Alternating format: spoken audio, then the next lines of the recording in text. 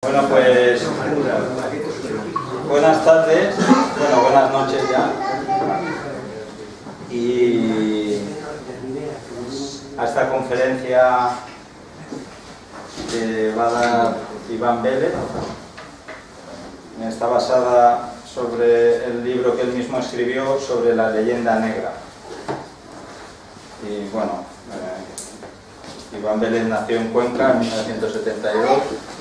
Y estas cosas que se suele decir, él mismo se ha definido como un discípulo de Gustavo Bueno, uno de los mejores filósofos españoles, para mí el mejor, eso ya bueno, es algo objetivo para mí. Y nada, pues él es el protagonista, que nos cuente. Pues nada. Lo primero, por supuesto, agradecerle a Francisco el esfuerzo que hacen de traerme a mí aquí desde la península, cruzar el Mediterráneo, de estar aquí esta tarde. Y agradecer también a la gente que ha venido y a estar aquí un rato a hablar de este tema, pues que curiosamente es de actualidad. Yo este libro lo acabé a finales del 13, lo publiqué en el 14 y estamos en el 18 y está, pues casi es un tema de moda.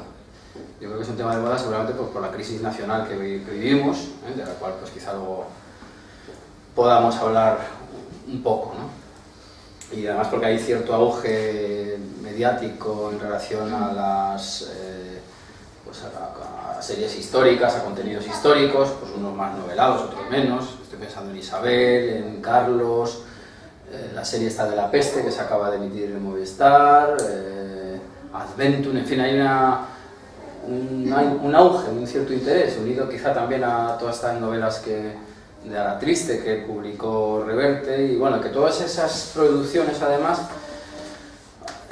pues son podrían ser materia de estudio, empleando las herramientas que yo más o menos he tratado de usar a la hora de abordar este asunto. ¿Por qué? Pues porque en todas estas producciones cinematográficas se percibe perfectamente ciertos ramalazos negrolegendarios, cierta estilización por ser generosos, ¿no? con la presentación de hechos históricos, ciertos anacronismos colocados de una forma y no de otra, y luego ciertas cosas también interesantes. Tengo que decir que, por ejemplo, una película que a mí me tenía completamente receloso antes de verla fue Oro.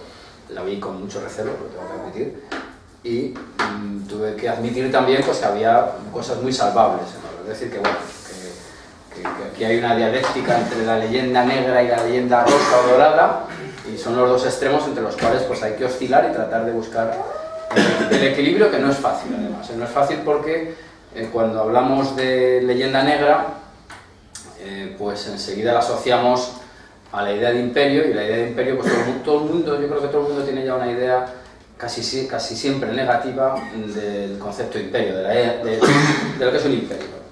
Ocurre, sin embargo, que en el caso del imperio español, que es el que nos ocupa, es la leyenda negra, inmediatamente nos remite al imperio español y no a otro, pues esta mala fama que tienen todos los imperios por parte de sus adversarios, incapaces de vencer en el campo de batalla, pero interesados en vencer en la guerra de papel que se desata siempre entre plataformas imperiales. Hoy, por ejemplo, pues el imperio realmente existente, que es el imperio norteamericano, pues también sufre ataques, ¿no? Propagandísticos, unos con más realismo, otros con más ficción. Sin embargo, el caso español tiene la peculiaridad, o tiene varias peculiaridades. Una de ellas es su persistencia. El imperio español hoy no existe, existen los restos del imperio. Unos restos llamados, pues por ejemplo, Argentina, por ejemplo, México, por ejemplo, España, son restos del imperio español. Así lo entendemos nosotros, al menos, ¿no? Cuando digo nosotros, admito, por supuesto, la etiqueta, y me enorgullezco de ello, si soy digno de tal, de ser discípulo de Gustavo Bueno. Entonces yo, el abordaje de este asunto, que alguien antes voy a responder más sobre la marcha. Alguien me preguntaba que por qué un arquitecto, esto me lo han preguntado bastantes veces, ¿por qué un arquitecto se ocupa de estos asuntos en vez de ocuparse del código técnico, ¿no? Se pueden dar varias respuestas. La primera, que el código técnico es un tostón y entonces nadie se puede entretener con él. Y la segunda también, un poco irónica, es el mucho tiempo que tenemos hoy los arquitectos en plena crisis. Pero bueno, la más seria es que, pues, en la escuela de Oviedo, digamos, la que ha cristalizado en torno a la figura y a la obra de Gustavo Bueno, pues tiene diversas instituciones. Una de ellas es la propia fundación que lleva su nombre, otra es el proyecto de filosofía en español, que les invito a consultar en la red, y ahí hay un epígrafe que se titula Rótulos, y lo que se busca ahí es el origen de determinadas expresiones. ¿Por qué? Pues porque las expresiones remiten a una realidad concreta, a un presente concreto, ¿no? Entonces, leyenda negra aparece en un momento y no en otro, ¿eh? Aparece en un momento y no en otro. Y vamos a explicar rápidamente por qué. Bueno, pues buscando yo cuándo aparece, es cuando pues empecé. Yo ya, claro, por supuesto me interesaba la historia de España o la filosofía de la historia de España, que es diferente. Y entonces, pues una vez localizado el foco, digamos, inicial de lo que es la leyenda negra, pues le fui añadiendo ropajes y al final pues acabó dando como resultado este libro. Entonces, vamos a ir, digamos, a proceder de forma canónica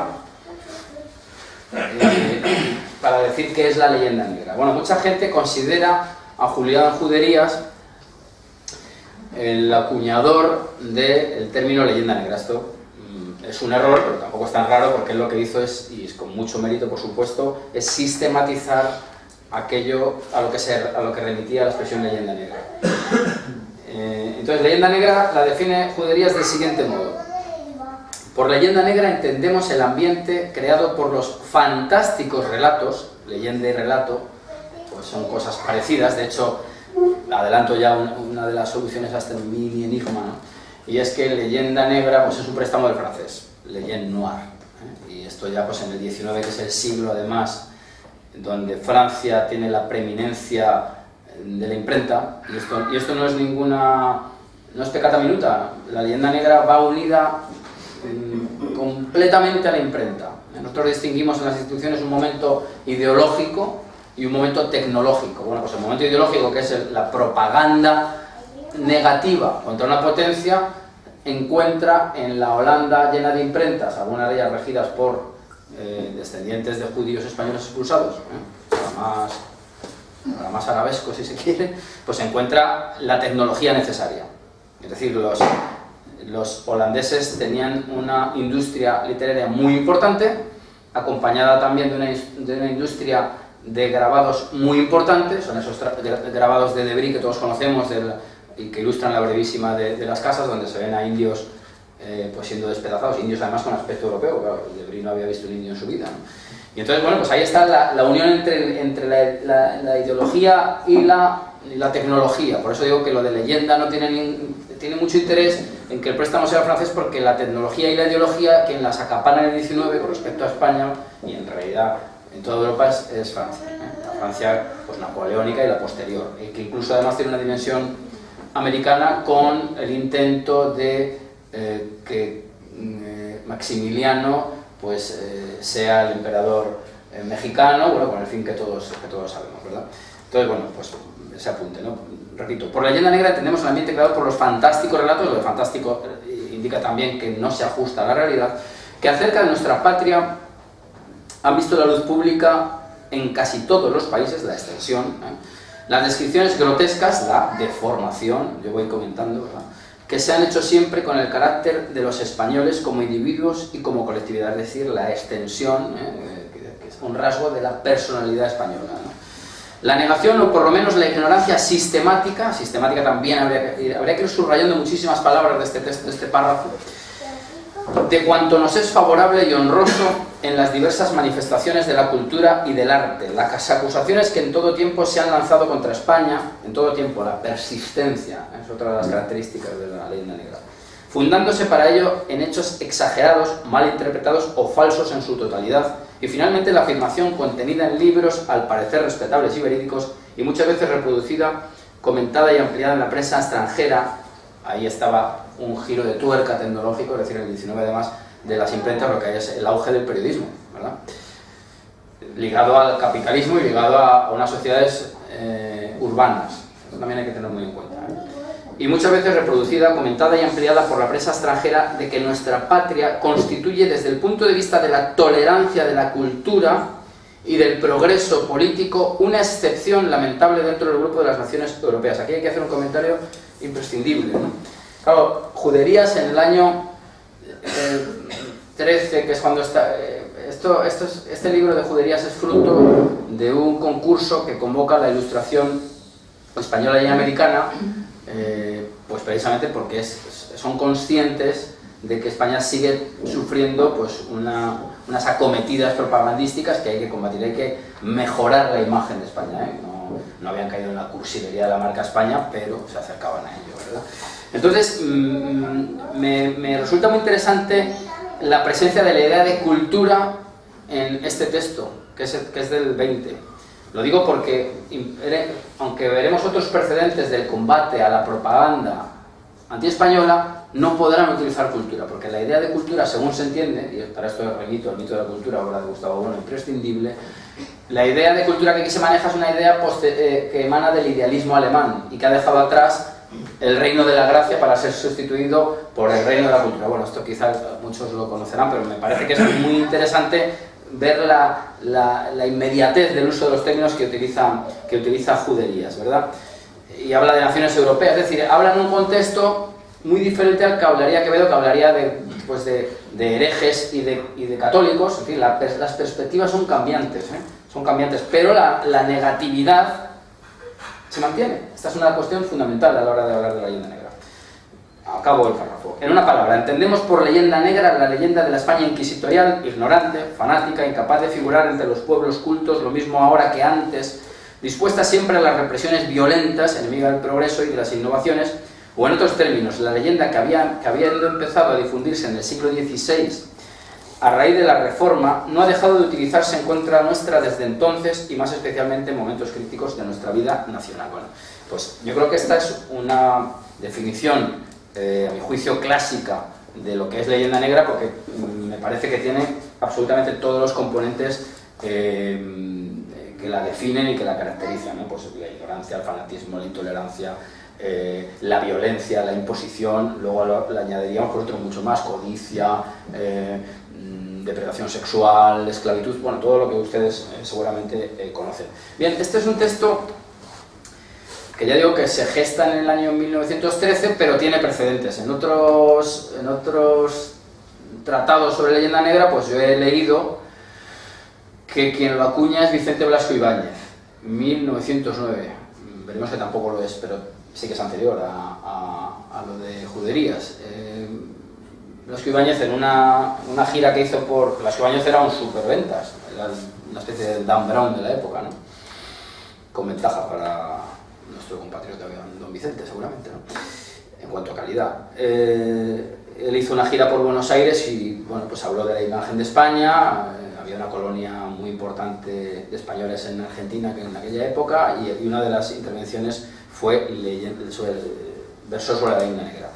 Bien, desvelo el enigma. El enigma no es tal, claro. Quien emplea por primera vez en el sentido historiográfico, que es el que estamos ahora mismo empleando, leyenda negra, como digo, es un préstamo del francés y la expresión ya circulaba en español, pero la primera que la vincula a España es Emilia Pardo Bazán, probablemente, bueno, estos ya son juicios de valor, ¿no? Pues quizá la mayor escritora española, o de las más, ¿no?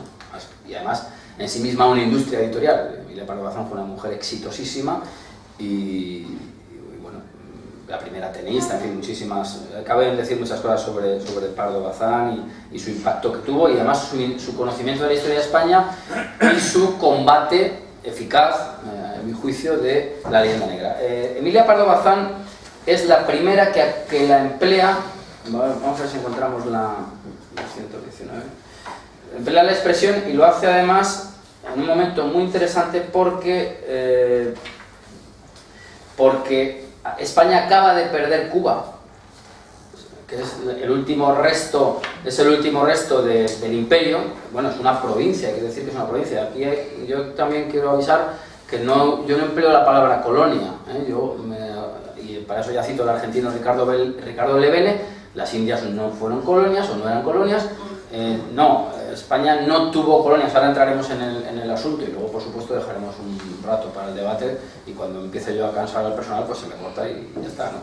Entonces, no, la estructura imperial se basó en virreinatos, es decir, una réplica de los reinos trasplantada a América, ¿verdad? No estamos hablando de colonias, y ahora, insisto, entraremos en el asunto. Bien, ¿cuándo se emplea la expresión leyenda negra en el sentido que nos interesa? Porque yo digo que hay algunos precedentes. Y de hecho, yo publiqué una tercera en ABC hace unos meses, donde encontré un precedente anterior al de Emilia Pardo Bazán, vinculado en francés a principios del 19, vinculado a Napoleón. Es decir, que de algún modo leyenda negra siempre ha tenido, uno de sus sentidos siempre ha estado relacionado directamente con la idea del poder y del imperio, ¿no?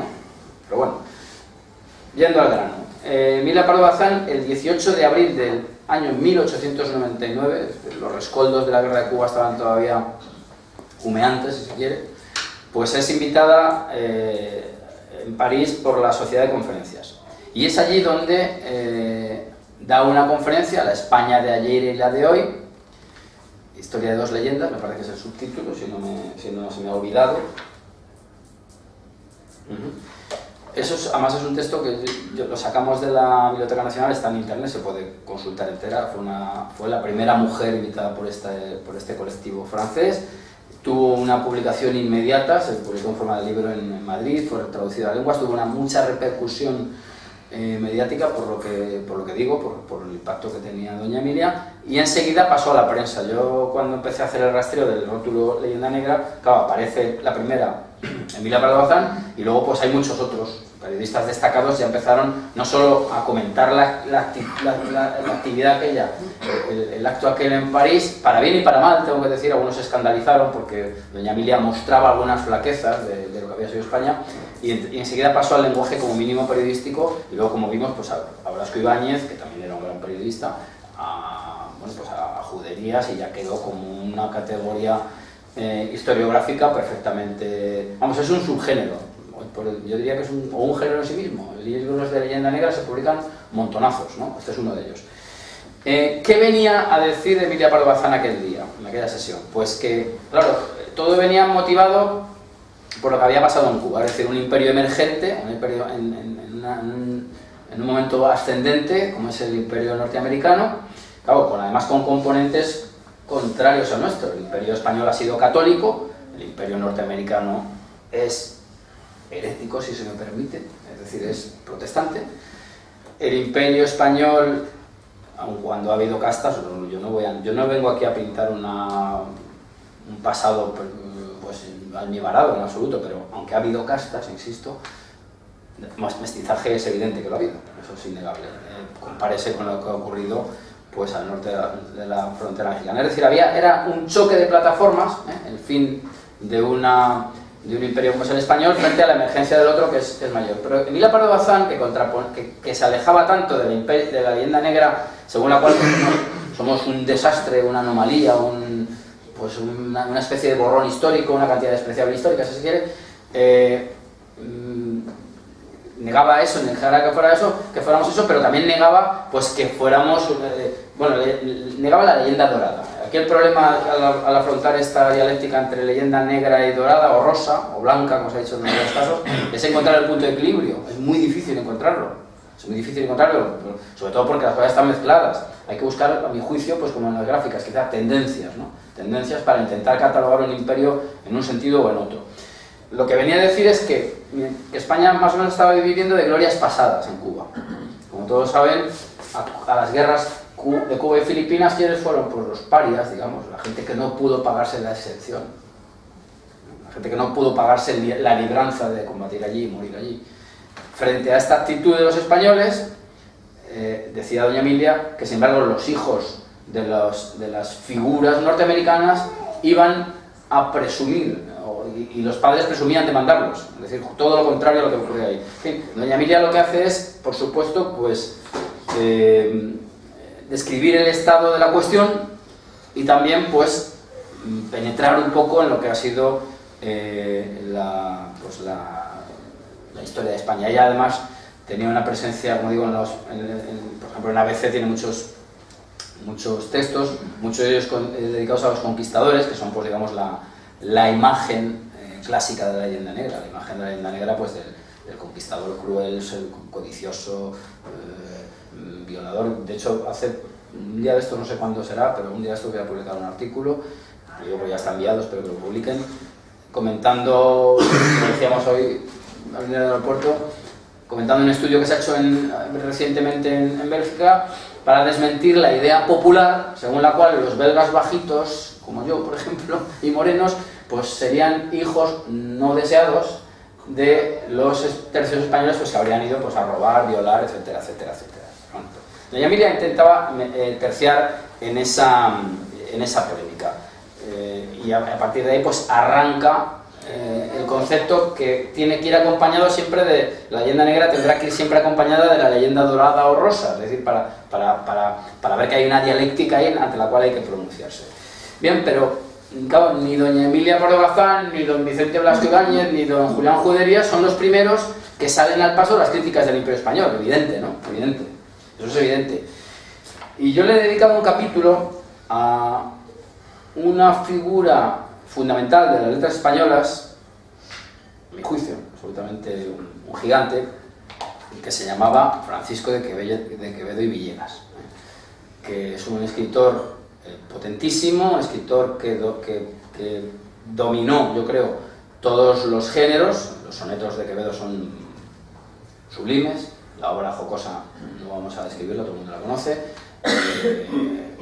es autor del Buscón, es decir, el género picaresco lo dominó, pero también era un gran conocedor de la historia, un hombre muy polémico, como ya saben, y en 1609, con 29 años, si no me equivoco, escribe una obra titulada, una obra que durmió durante siglos en los archivos y fue exhumada por Sandel Rose, un hispanista. Tengo que decir también, por cierto, con los Estados Unidos, que Estados Unidos también ha dado muchos y muy buenos hispanistas, Incluso uno de los grandes combatientes contra la leyenda negra pues fue Philip Powell con su obra Árbol de Odio, que es un libro muy importante que viene a dar cuenta de hasta qué punto, y ligado también con el conflicto de Cuba, pues el sistema los libros de texto norteamericanos incorporaron muchísimas componentes de la leyenda negra. Pero junto a esto tengo también que decir que pues allí se han aparecido figuras pues hispanófilas, algunas un poco de rapiña como Random House llevándose los claustros a Nueva York, pero hace poco también me enteré que Griffith, el famoso cineasta, pues hizo Intolerancia, es uno de sus obras fundamentales, donde da una obra grandísima, donde analiza la muerte de Cristo, el imperio persa, una serie de hitos históricos de la humanidad caracterizados por la intolerancia, y no quiso, al parecer, incluir como hito pues, la huella española en América. Cabe deducir que él no la veía como una obra de depredación, sino todo lo contrario, ¿no? En fin, que no se trata aquí de hacer enmiendas a la totalidad. Pero volvamos a Quevedo, página 138. Bueno, pues Quevedo era muy consciente, Quevedo tuvo una vida política muy intensa, era muy consciente de la gran potencia que tenía la crítica al Imperio Español en su momento. Tengo que decir que no es el único, Una de las figuras canónicas de la leyenda negra es Fray Bartolomé Las Casas, que ofreció todo el material, digamos, bélico a los Países Bajos con su brevísima, llena de aciertos, pero llena de exageraciones también, en muchísimos casos. Hoy lo comentábamos también, cuando a Bartolomé Las Casas se le ofrece poner en marcha su proyecto de tutela de los naturales, esos que él llamaba mansos corderos, pues resultó que los indios lacandones se cargaron a la gente que envió Fray Bartolomé. Es decir, que el diagnóstico era completamente errado. Bartolomé Las Casas, en su afán proteccionista, desde una perspectiva que podríamos llamar propia del agustinismo político, es decir, la vida política tiene que estar sujeta a los márgenes religiosos, pues esa idea distorsionó su percepción de la realidad, creyendo que el indio es uno Y resultó que el indio no era uno, el indio eran muchas sociedades indígenas enfrentadas entre sí, como pudo dar cuenta Cortés, y de la complejidad de la cual se aprovechó Cortés desde un diagnóstico mucho más certero, estableciendo alianzas con los pueblos sojuzgados por Moctezuma, que es así como se conquista México. Pues la perspectiva, a mi juicio, totalmente errada de Bartolomé de las Casas es considerar que el indio es una especie de niño.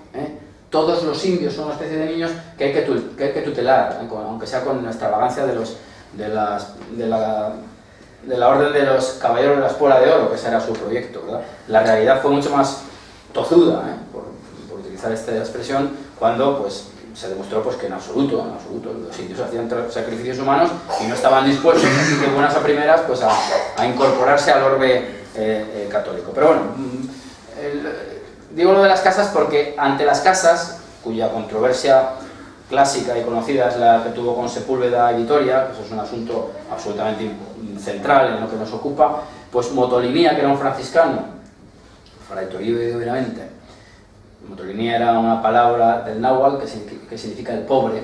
Motolinía dijo, no recuerdo la literalidad del texto, pero sí que avisó de que lo que estaba diciendo su coetáneo, Fray Bartolomé, en manos del enemigo político era una bomba de relojería, y se demostró que así era, ¿verdad? Dicho esto, hay que añadir que, sin embargo, muchos españoles eran conscientes de que la propaganda era errónea, era disparatada en algunos casos, pero no se combatió realmente. Lope de Vega y muchos dramaturgos incorporan en sus obras a un español caricaturesco, el don Diego que había surgido en Italia, pues un fanfarrón, mujeriego, altanero, que finge tener un linaje que no posee, en fin, que de algún modo se le restó importancia. Quevedo, sin embargo, yo creo que percibió, claro, es cierto que es posterior, ¿verdad?, a Motolinía, por ejemplo, percibió el problema que se nos avecinaba y que había que ponerle coto. Entonces voy a leer un parrafito que es que a mí me parece delicioso porque me parece que en el clavo, en su obra, que insisto, se titula España defendida y los tiempos de ahora, de las calumnias de los noveleros y sediciosos. Es un título, por cierto, que podría servir para un libro escrito esta misma tarde en relación a unos paisanos que tenemos por aquí cerca, ¿verdad? Pero bueno, pues dice, y este es un libro que permaneció inédito hasta 1916, para que veamos que también, y esto quiero subrayarlo porque en España tenemos unos archivos impresionantes que no dejan de ofrecer documentación.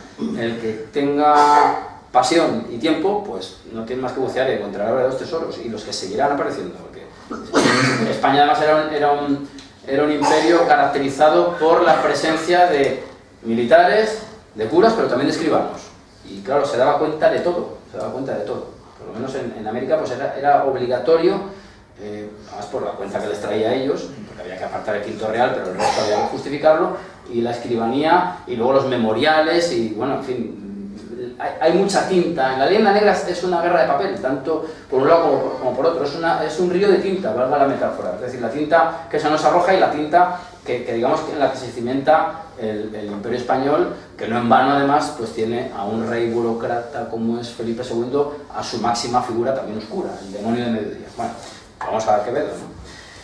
Y dice Quevedo en su obra La España defendida: oh desdichada España, revuelto he 1000 veces en la memoria tus antigüedades y anales, los archivos de los que hablábamos, y no he hallado por qué causas seas digna de tan porfiada persecución. Vuelve la persistencia, porfiada persecución.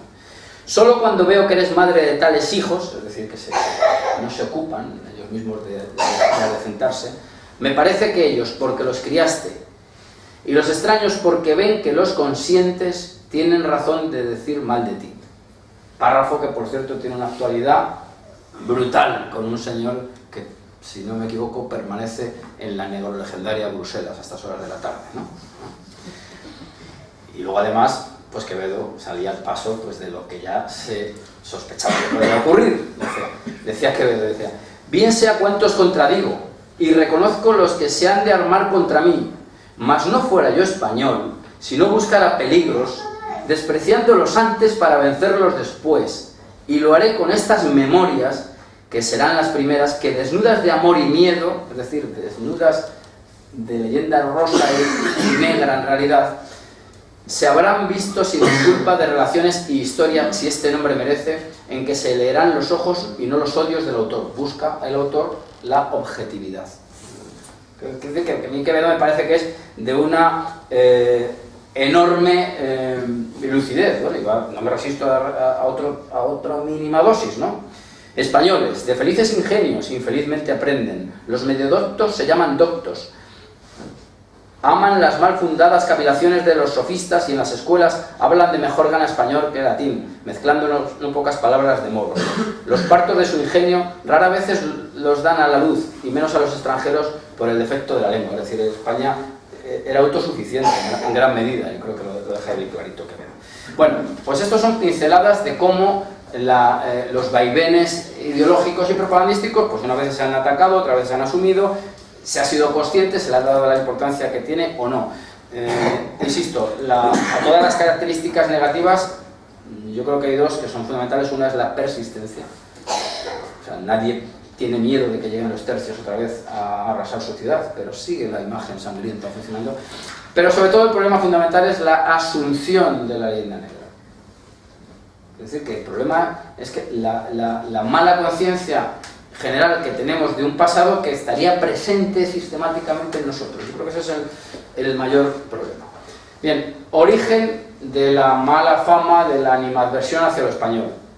Bueno, pues el origen, dice Juderías que el origen está en el siglo XVI. Claro, el origen efectivamente de todos los frentes negro-legendarios lo encontramos ahí. Claro, ¿por qué? Porque España es una potencia que en Europa está en guerra contra esa especie de partición del continente que establece la herejía luterana. Hablo de la perspectiva de la época, claro, la herejía es, lo siento mucho, ¿no? Ese es un frente enorme.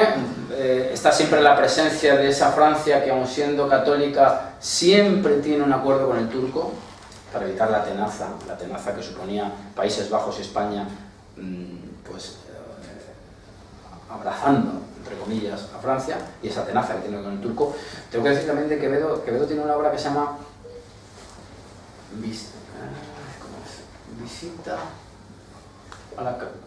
Visita a la cabeza, excursión y visita a la cabeza del cardenal Richelieu. El inicio del título no es exacto, pero algo así.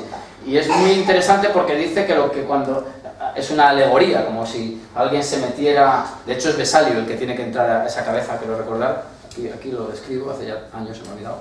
Y dice que lo que encuentra el que penetra por el oído, disfrazado de mentiras y de embustes, para que veamos lo fino que hilaba Quevedo, son cojines, son almohadones, pues claro, como una especie de imagen turca, de esa continua amistad franco-turca que estaba ahí, que era para tirar de un lado el imperio y atacar por el otro. Bueno, y Lepanto fue el punto más o menos final, o casi final, que tuvo todo esto, ¿verdad? Bueno, pues ¿cuál es el origen de la leyenda negra? ¿Dónde encontramos algunos de los primeros componentes de la mala imagen del español? Hay un libro de Sverker Arnoldsson, un sueco, muy interesante, donde él la localiza en la Italia, que claro, aquí también hay que aclarar, ¿qué Italia? Pues una Italia que era parte de la corona de Aragón. Es que, claro, aquí hay que contextualizarlo esto constantemente, ¿no? Y hay que tener en cuenta que grandes áreas de la actual Italia, las dos Sicilias, por ejemplo, eran parte de la corona española. Y estaba ahí la pugna con Francia, uno de nuestros enemigos naturales, ¿no es verdad? Y estaba también el papado, que el papado, claro que administraba los bienes espirituales, pero tenía una dimensión política clarísima. Y luego estaba la pieza más codiciada, el milanesado, en la que está la pugna continua. Bien, pues ahí Arnoldsson, y creo que con mucho acierto, dice que, bueno, Arnoldsson y más gente, ¿no? Benedetto Croce y todos estos han analizado muy bien lo que ocurría allí. Bueno, allí que había pues mucha soldadesca. El soldado pues es un hombre que cuando no hace la guerra pues se pasa un poco con el vino, con las mujeres, con algunas cosas, ¿verdad? Y bueno, pues produce ciertos disturbios, pero bueno, la huella española en Italia es profundísima. Arquitectónicamente hablando, pues ahí está. Bueno, ahí lo que sí que ocurre es que los italianos, que no han tenido en su territorio dominación musulmana,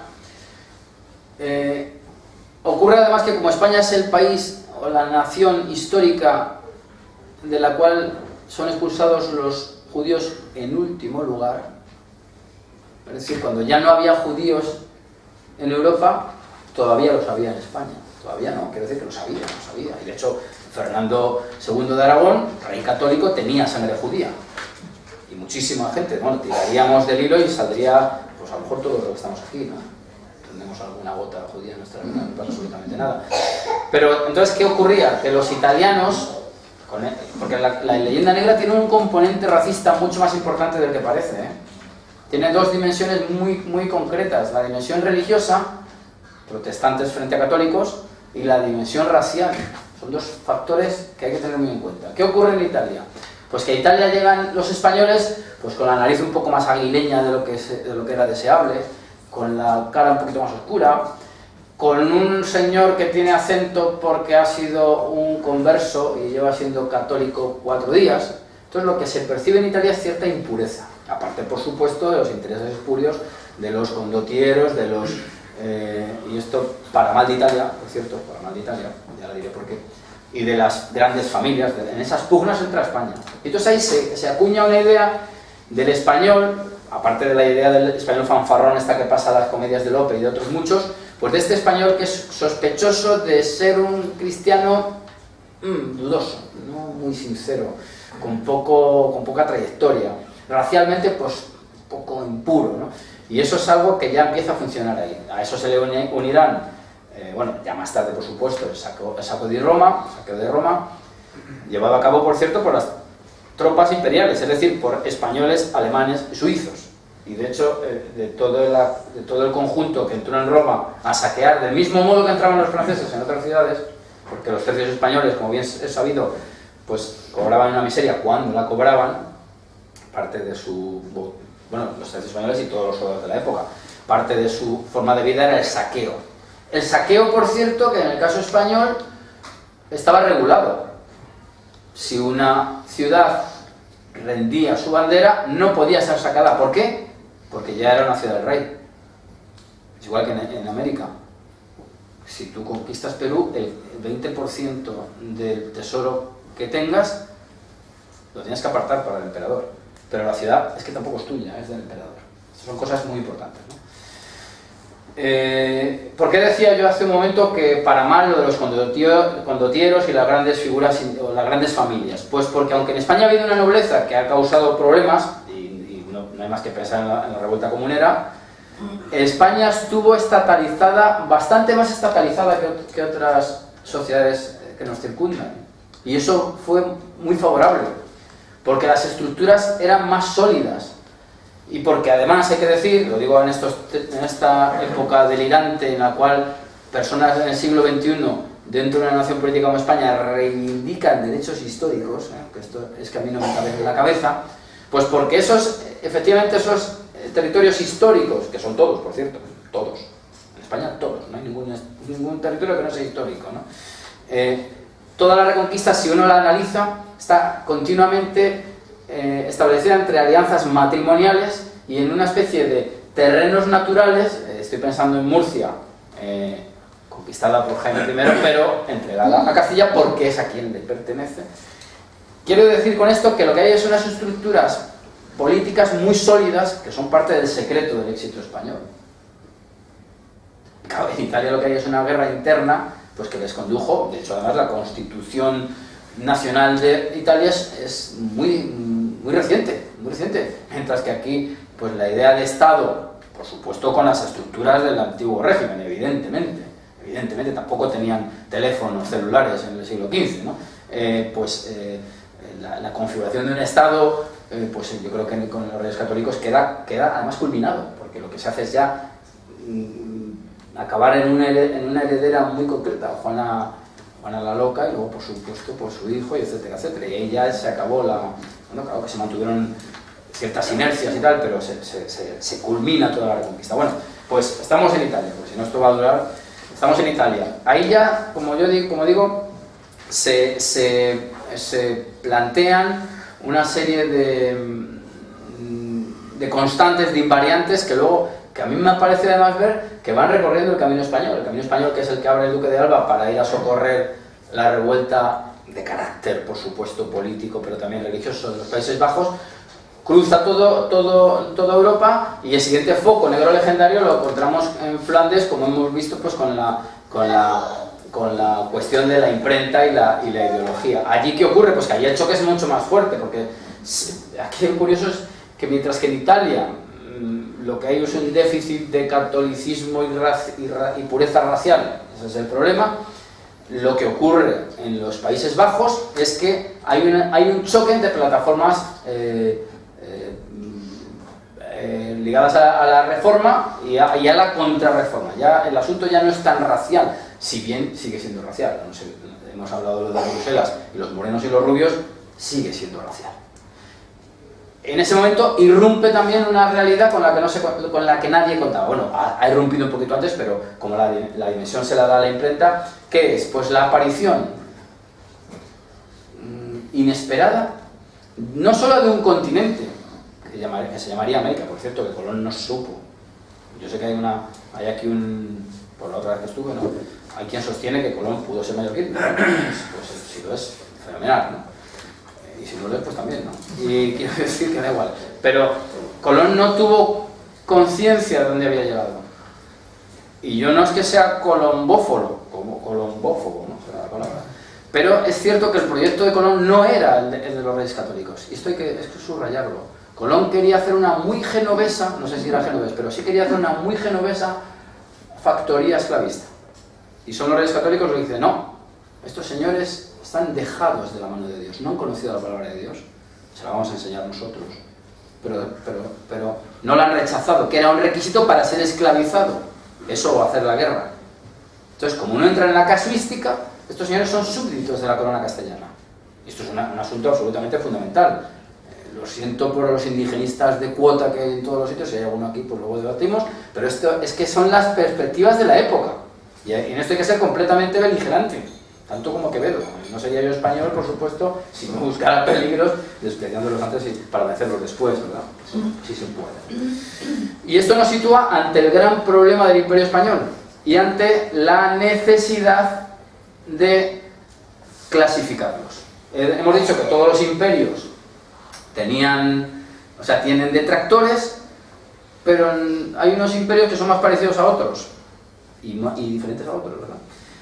Y entonces yo, utilizando la clasificación o la perspectiva que dio Bueno en su libro España frente a Europa, libro que por supuesto les recomiendo leer, considero al Imperio Español como un imperio generador o civilizador.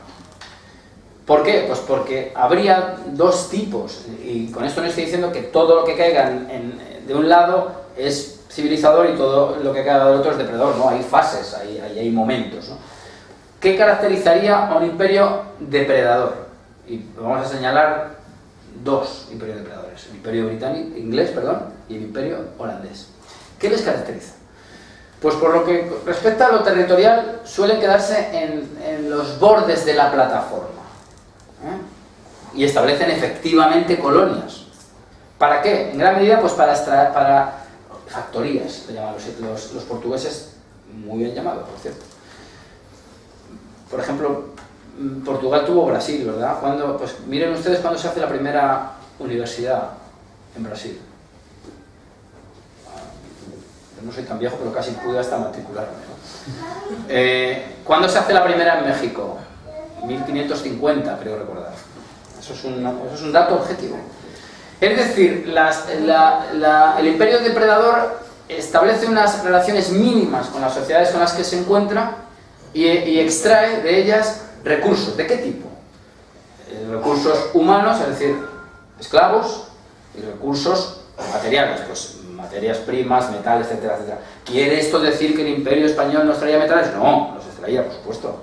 Claro, por supuesto. Pero hay un rasgo que lo distingue enormemente, y es que el Imperio Español, por su condición civilizatoria, civilizatoria que nos remite a la palabra ciudad, y el Imperio Español se caracteriza no por quedarse en el borde. O sea, Hernán Cortés no se quedó en lo que hoy es Veracruz, no, llegó al corazón del imperio y fundó ciudades. Fundó Segura de la Frontera, por ejemplo. Fundó luego, bueno, pues muchas, en fin, no vamos a extender. Civilizar quiere decir también implantar ciudades, es decir, implantar instituciones, que son las que ocupan esos edificios. Cualquier ciudad mal llamada colonial, bien llamada virreinal, americana, tiene una plaza de armas, yo le dedico un capítulo por de formación profesional, claro, en la cual está la audiencia, poder judicial, está la catedral, poder religioso, está el mercado, dimensión mercantil, por supuesto, que también la tiene, no la podemos negar, está el cabildo, que es el ayuntamiento, por cierto, el cabildo están las instituciones del común, que esto es un asunto mucho más serio del que parece, O sea, si alguien quiere que se entretenga en ver la persistencia del cabildo y del común. Yo todavía soy de un pueblo muy pequeño, a punto de desaparecer en la España vacía, que tiene el común de vecinos, que se llama Carrascosa de la Sierra, Cuenca, y hay otro Carrascosa en Soria, pues que también irá por el mismo derrotero, ¿no? Y ahí se mantiene el común de vecinos, para que se vea un poco cómo hay ciertas reliquias institucionales que permanecen, y que son las que se implantaron de algún modo allí, en América, claro, con sus peculiaridades. ¿Por qué digo todo esto? Pues porque estábamos ante dos tipos de imperios, imperios generadores o civilizadores e imperios depredadores. Claro, lo de generación es muy importante. Cuando Hernán Cortés entra en Tlaxcala, después de las escaramuzas, y casa a sus capitanes, él no, porque tenía otros intereses, con princesas indígenas, claro, las casa porque es la perspectiva de un hombre de 16, no se iba a casar con los vasallos, es que esto lo hubiera hecho un tío de Suecia también. ¿Qué le dicen, según las crónicas, los caciques a Cortés? Y vendremos a hablar de Cortés dentro de unos meses, seguramente, pero bueno, esto hay que adelantarlo, ¿no? Te entregamos a estas mujeres para que hagáis generación. ¿Y qué generación ofrece, más allá de los frutos biológicos, el Imperio Español? Pues la realización del... Así lo analiza, bueno, y yo me agarro a esa tesis porque me parece que es plausible. La realización de lo que se discute en 1550 en Valladolid, la controversia de Valladolid, que es la que enfrenta la postura lascasiana. Los indios son poseedores de todo esto, les hemos robado, hay que devolverles todo, pero con una tutela. Y la perspectiva de Sepúlveda, que es quien vence, y quien dice, esto es una caricatura, no podemos permanecer impasibles ante instituciones inhumanas como las que hemos visto. No podemos consentir, hoy diríamos tolerar, que estas personas, en aras del respeto cultural, sigan matando niños y echándole a Huitzilopochtli unas gotitas de sangre, porque entonces va a llover o va a dejar de llover. No podemos consentir este estado de barbarie. ¿Desde qué perspectiva? ¿De qué cánones? Por supuesto de la de un católico del siglo XVI. Sí, pero lo cierto es que se dejó de sacrificar niños y mujeres y tal. Y se dejó, por ejemplo, de ir de casa en casa cobrando, pidiendo limosna con el pellejo de un sacrificado de Tenochtitlán. Y se dejó de añadirle calaveras a los zompantli que ahora van apareciendo gracias a la arqueología, lo comentábamos hace un momento, ¿verdad? Ese es ¿y qué ocurre? Y vamos a lo de la generación, que esto es fundamental, esto es absolutamente fundamental. Estas sociedades dejarán de estar intervenidas cuando adquieran su mayoría de edad, cuando hayan desterrado estas prácticas bárbaras. Y así ocurrió. Es decir, como bien dio Alejandro von Humboldt en el siglo XIX, un minero mexicano tenía mejores condiciones de vida que un minero alemán. Cuando vino Fray Servando, después de que le tiraran de las orejas por lo que había hecho, a Madrid, se quedó muy decepcionado, porque vio que vivía en una ciudad llamada México, muy superior a la capital de la metrópoli. Bueno, pues estas son las realidades. Y entonces la emancipación, entendida como decadencia, creo que debe ser revisada. Se puede entender como realización. Es decir, se ha equiparado, y de hecho, ¿quién hace las independencias? y quiero ir abreviando, llevo casi una hora, pero ¿quién hace las independencias? ¿Los indígenas? No, en absoluto. Los hacen criollos, blancos, en gran medida, o mestizos si se quiere, urbanos. Está el caso de Condorcanqui, Tupac Amaru Condorcanqui. Bueno, Condorcanqui se disfrazó de indígena. Era un señor católico, un noble, con una empresa, digamos, de logística.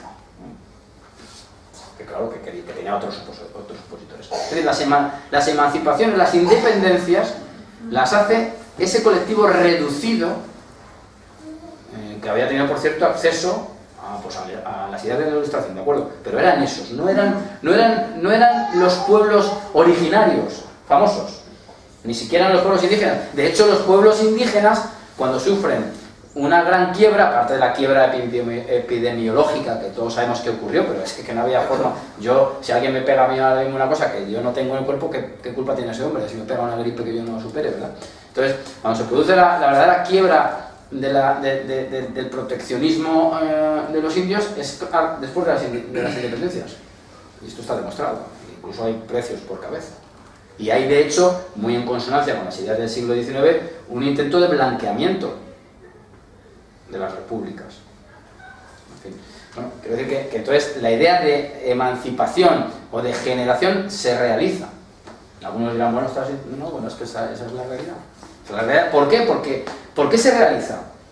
Pues porque los Bolívar, etcétera, toda esta gente, los Fray Servandos y todas estas figuras, eran homologables a sus o sea, los españoles americanos, que así los llama Feijóo, eran homologables a los españoles peninsulares.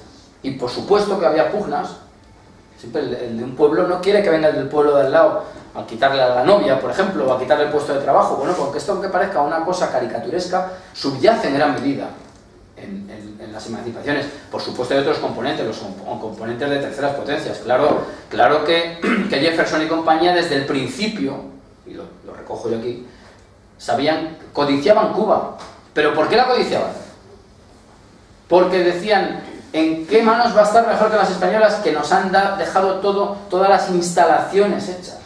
Y esto, el que quiera que hile muy fino con los movimientos secesionistas españoles. ¿Dónde están localizados? No están en Soria, no están en Soria, porque no habrá ni un kilómetro de ave, ¿verdad?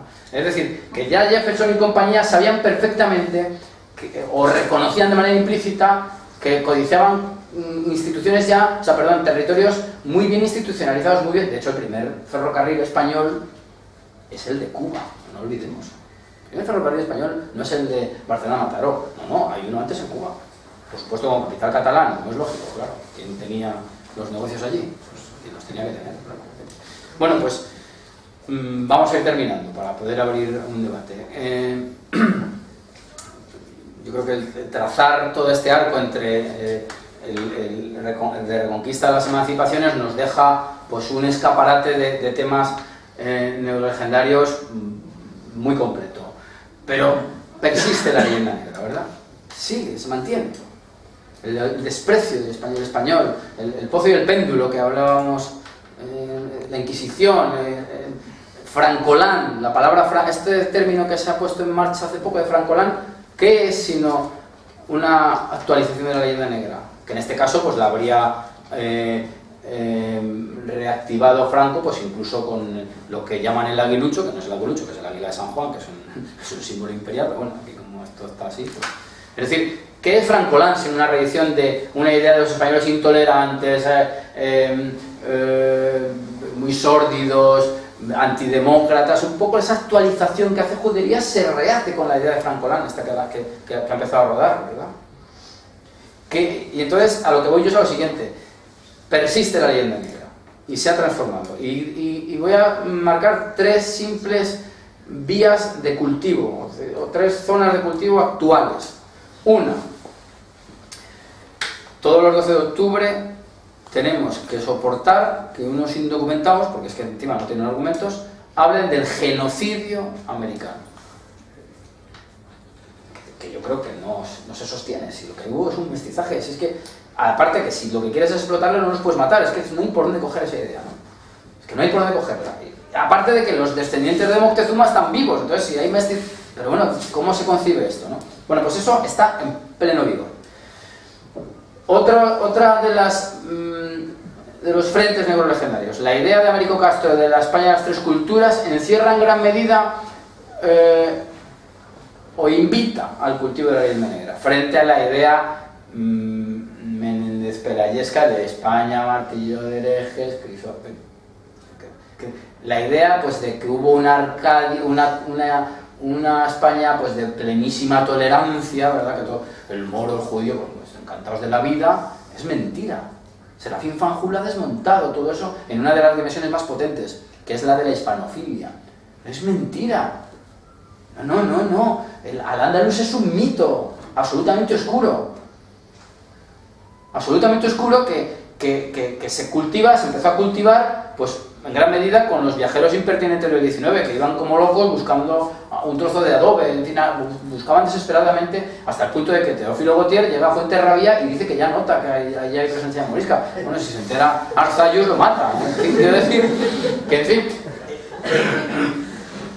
y ya por último, quiero decir que todo este tema de las tres culturas, de la islamofilia, me parece a mí, y del genocidio, son por supuesto debates completamente contaminados por la leyenda negra. Y ya por último, yo creo que todos los movimientos, todos los nacionalismos secesionistas, fragmentarios si se quiere, operantes en España, con esta obsesión que tienen por buscarle fundamentación histórica, que no la tienen, tienen que agarrarse a la leyenda negra. Es decir, identificar a España con Castilla, y entonces claro, si identificas con Castilla, identificas con América, en fin, todo este viejo truco que todos sabemos, esto sin entrar en un tema fundamental. Cuidado, porque en cuanto escarbas en un nacionalismo fragmentario español, te sale un racista, te sale un Pompeyo Gener, te sale, en fin, lo que todos sabemos, ¿verdad? Bueno, pues presentada así la situación, si os parece, pues lo dejamos aquí y debatimos, si quieren.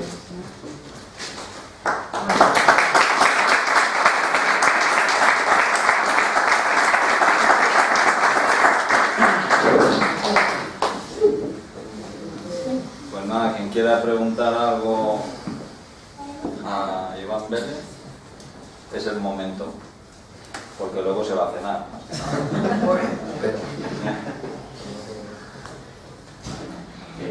¿Cómo de importante fueron las alianzas que hubo entre las tribus indígenas con Cortés para que Cortés conquistara? Bueno, pues fundamentales. Quiero decir que Cortés... Vamos a ver, de Cortés se conservan algunos documentos, yo espero que aparezcan más. Falta la primera carta de relación, y esas son cartas justificatorias, pero lo que sí hay es un documento justificatorias de la acción, ¿no? Es un asunto muy complejo, ¿eh? O sea, el asunto de Cortés, el inicio, la salida de Cuba y sus pasiones, como así decían, con el gobernador de Cuba, que era Diego Velázquez, son muy complicadas, ¿eh? Muy complicadas. Y hay un juego de intereses muy complicado. Pero, dicho lo cual, ahí se establece un cabildo, ¿ves? Lo que veníamos diciendo, un cabildo, un ayuntamiento, y hay unos procuradores, es decir, unos representantes que vienen a España a decir que se han sentado ahí. Entonces hay una carta del cabildo a los procuradores, a los representantes, del ayuntamiento a los representantes. Ahí están las firmas. Y más o menos se ha calculado que los españoles que salen de Cuba con Cortés son unos 550, que además es un número que encajaría con cinco colectivos, 5 compañías, si se quiere. Se utilizaba la palabra compañía en el doble sentido, compañía en el término económico y compañía de compañerismo bélico, ¿no? ¿Verdad? Vamos a ver, pensar, y bueno, luego las cifras de los indígenas que había, pues bailan, ¿no? Bailan. Pero pensar que con 550 personas y, si no me equivoco, 16 caballos, tú tuerces el brazo a un imperio, es imposible. ¿Qué ocurrió? Pues que Cortés enseguida, por eso lo he comparado con la visión alucinada, a mi juicio, de las casas. Enseguida se dio cuenta que allí no es que hubiera indios. No. Ahí había totonacas, otomíes, tlaxcaltecas, zempoaltecas, chichimecas, ecas. Y se dio cuenta que, por ejemplo, antes que los tlaxcaltecas, que todos tenían que dar tributo al emperador. Y es lo que hizo, esto es una palabra que sé que es muy polémica, es ser un libertador de esos pueblos. Es decir, liberarles de la opresión mexica que representaba Moctezuma. Claro, todos esos pueblos le suministraron no solamente soldados, que es muy importante, sino alimento, bastimentos que se llamaban. Es decir, tú tienes, la guerra se pierde también, si no tiene, vamos, ahí está, Rusia siempre ha ganado gracias al general invierno, que consiste en que eran esos, Napoleón y compañía, o la Segunda Guerra Mundial, eran incapaces de sobreponerse a las circunstancias, a abastecerse, que es fundamental, la logística es fundamental en la guerra. Entonces, Cortés lo que hace es ir incorporando a todos esos grupos. El cuerpo más potente es el de los tlaxcaltecas. ¿Por qué? Porque era una nación étnica con más potencia, con un odio visceral hacia los mexicas, hasta el punto de que muchas crónicas, todas las matanzas se las atribuyen a la sed de venganza tlaxcalteca. Entonces, a la pregunta que tú me haces, el peso de las alianzas es fundamental. Sin las alianzas, Cortés no hubiera pasado de los arenales de San Juan de Ulúa, esa zona. Fundamental, fundamental. Esa es la respuesta. No te quiero sacar del tema, pero volviendo un poco al que has comentado al principio de la conferencia, diciendo que era un tema de plena actualidad. Sí. Mi curiosidad, más que nada te pregunto como estudioso, aunque quizás es más de un ámbito sociológico, es un poco el tema de la asunción de la leyenda negra, que es una cosa que está plenamente clara por parte del propio español, pero un poco si esto a nivel de otras imperiofobias y todo esto, a nivel sociológico hay una percepción de que puede provocar una reacción patriótica, para que me entiendan. ¿No? Decía, José Luis Coy decía, España es una mierda hasta que alguien se mete con España, entonces España es de puta madre. Entonces, de alguna manera el imperio anglosajón, el imperio americano, sí compensa con patriotismo de alguna manera los posibles ataques, pero el español, la percepción un poco de hasta qué punto esa asunción está acompañada de mucha desinformación, ¿no? Pero tu percepción un poco a nivel como estudioso de si esto ha ocurrido en otras sociedades, si puede ocurrir en España, si puede haber una reacción, si no lo hay. Bueno, yo desearía que lo hubiera, pero no por patrioterismo, es decir, no me parece que haya que hacer alardes todos los días, ¿no? Sino porque es que no tiene sentido, es que es autodestructiva. Es autodestructiva. Es decir, ahora mismo estamos, para decirlo claramente, ante un desafío brutal a la nación, que además, por mucha retórica que le pongamos, es el intento de un grupo de españoles, pues Puigdemont está en español, como tú y como yo. Tanto. No, le pese o no, pero lo es, ¿no? Y si le pesa, pues bueno, pues es lo que va a la psiquiatra o... Vamos a ver, pero lo que busca Puigdemont es tan sencillo como lo siguiente: el robo de una parte del territorio nacional al resto de españoles. Nos podemos poner estupendos, pero las sociedades políticas se asientan sobre un territorio que es su propiedad, que tienen que defender. De hecho, en cuanto dejan de defenderlo, desaparecen. Hay naciones que se suicidan también, ¿no?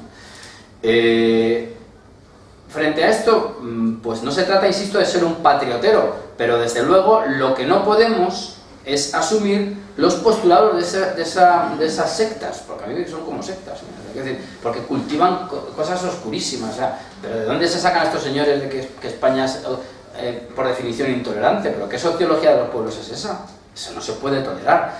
Entonces, como además tienen el vicio de origen, de intentar fundamentar históricamente sus aspiraciones delictivas, pues claro, pinchan en hueso. Pero claro, ¿cuándo ha sido Cataluña independiente?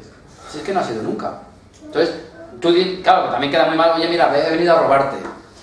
Claro, queda fatal. Es mejor decir, no, es que tu bisabuelo le robó al mío, que es lo que el recurso histórico. Pero es que el recurso histórico no vale. Entonces, ¿cómo creo ¿qué operatividad tiene el combate de la leyenda negra? Pues no solamente no estar acomplejados con algo de lo que no hay que acomplejarse, sino que cuando intenten el falsamiento de la historia, bueno, de hecho tienen una especie, un grupo de fabuladores que te hacen... Hernán Cortés, por visto, también era, yo qué sé, de Granollers, por ejemplo, ¿no? Y Santa Teresa de Ávila, pues al parecer era de de Mataró. Entonces, claro, les pagan por esto. Entonces, quiero decir que yo entiendo que este tipo de estudios, no es porque yo quiera remar las familias sardinas, ni muchísimo menos, ¿no? Pero creo que son interesantes en ese sentido, y luego además porque el auge de este tipo de estudios nos lleva a volver otra vez a desempolvar muchas cosas. Es decir, o sea, este libro de España defendida, que en el siglo XVIII no se pudo leer, oye, pues qué bien que lo sacara un tipo en el 1916, porque da una visión interesantísima. Yo estoy seguro que en Simancas, y en el archivo de Indias y en la chacinería de Valladolid hay un montón de documentos cuya exhumación sería muy útil, porque es que la historia pues nos modifica, nos respalda, nos hace rectificar visiones. Yo creo que bueno, si esto es un auge o una moda editorial, pues esperemos que deje algo detrás, ¿no?